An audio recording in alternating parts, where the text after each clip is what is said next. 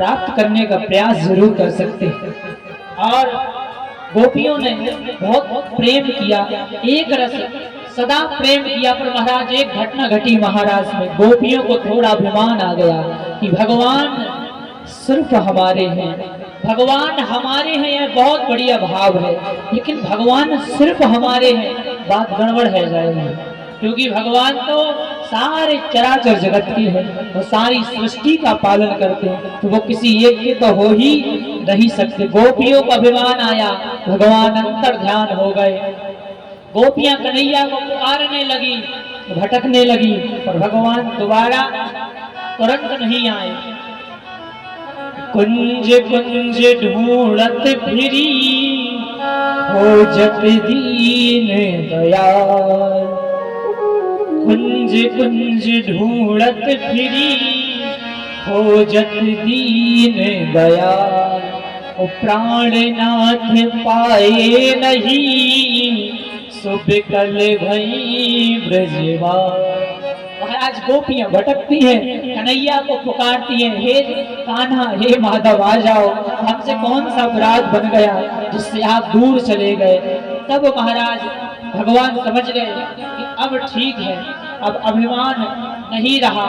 तब गोपियां महाराज राधा रानी के संग यमुना के पुलिन पर पहुंचती हैं और एक गीत गाती हैं कि अगर भगवान इस गीत को सुनकर भी नहीं आए तो हम अपने प्राणों को त्याग देंगे।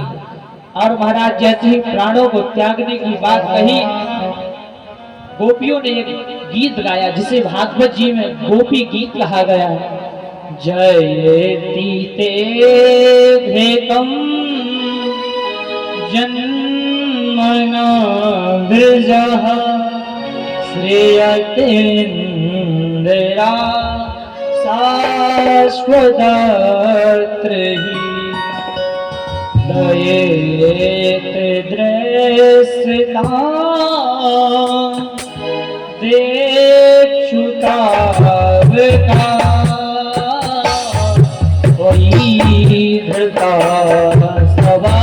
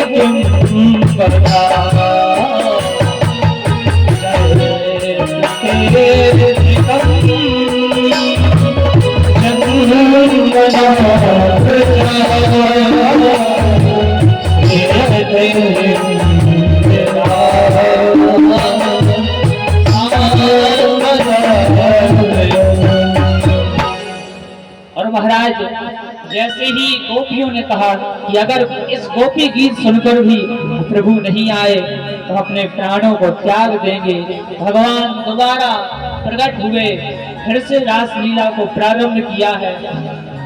और जैसे ही रासलीला चल रही थी तो वृंदावन की रास में पहुंचे जाए महेश। वृंदावन की रास में पहुंचे जाए महेश। मिल सखियन के झुंड में धर गोपी को भेज। वृंदावन की रास में पहुंचे जाए महेश।